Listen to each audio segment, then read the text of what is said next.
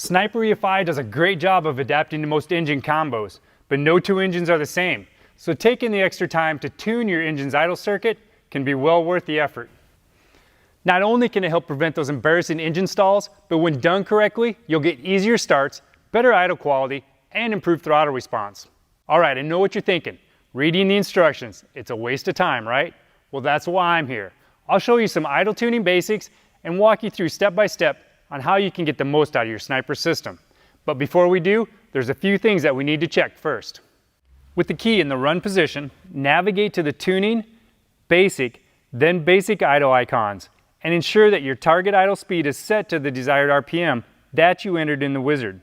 If the value is not correct, you can reset it here. If you're using Sniper EFI system to control ignition timing, navigate to Tuning, Advanced, Advanced Idle, then Idle Spark, and set the idle spark to disabled.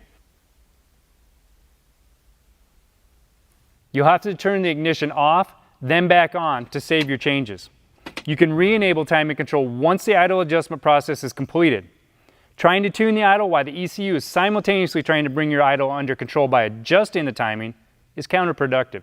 It's also a good idea to visually as well as manually check the secondary linkage to make sure that it's closed.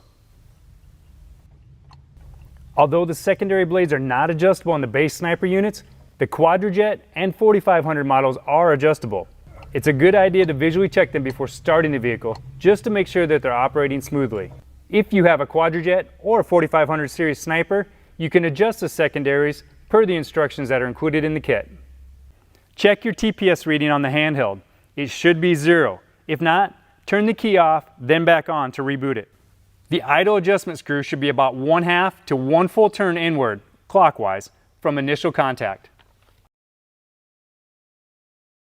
Once you've completed all the steps that we just talked about, you can go ahead and start the vehicle and allow it to run.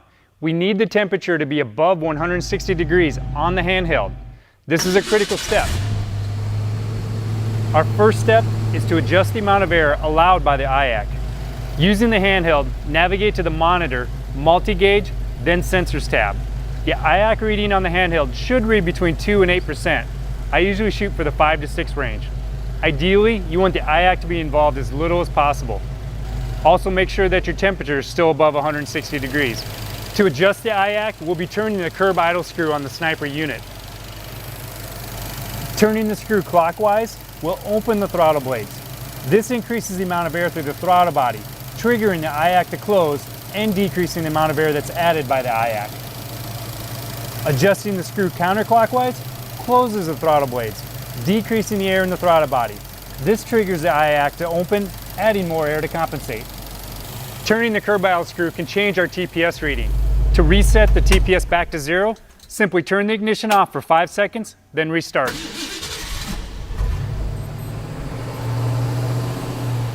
The TPS reading should now be 0 again. Anytime the TPS reading goes above 2% or more, the IAC automatically goes into the hold position, which is somewhere between 30 and 50% by default.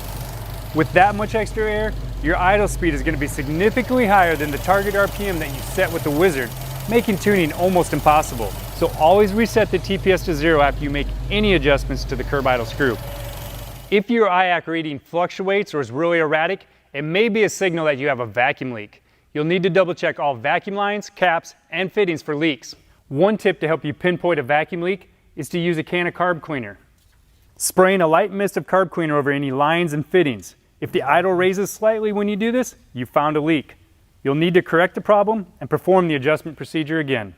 Another possible problem area is the PCV valve, if your vehicle is equipped with one. If you have a PCV valve on your engine, it could be gummed up or sticky. Check it for normal operation. If not, replace it with a new unit and then recheck the idle reading when finished. In some cases, you may notice that the TPS reading doesn't go back to 0 after you've gassed it or blipped the throttle a couple of times. This is due in part usually because of a mechanical failure on the linkage itself. Some possible causes are a sticky or binding throttle linkage and sometimes even radio frequency interference. Manipulating the throttle linkage can help reveal the culprit that's preventing your TPS from returning to 0. Correct the problem and be sure to add a secondary return spring as a safety precaution. If you suspect your issue is with radio frequency interference, the only way to verify it is with a data log. Now, RF is pretty common in older vehicles, especially those that are still using the original ignition components. This is especially true if your vehicle has non-resistor spark plugs or solid core plug wires. Switching your engine to resistor type spark plugs with the correct gap, a set of spiral core wires with a small amount of dielectric grease on the boots, and a new distributor cap will help eliminate most potential RFI noise. With a little time and effort, your sniper system and engine can perform at its best. Also, don't forget to go back and re-enable the idle spark timing control feature if you disabled it earlier. I hope you gained some great advice today. To see more of our sniper how-to videos, visit our website at holley.com.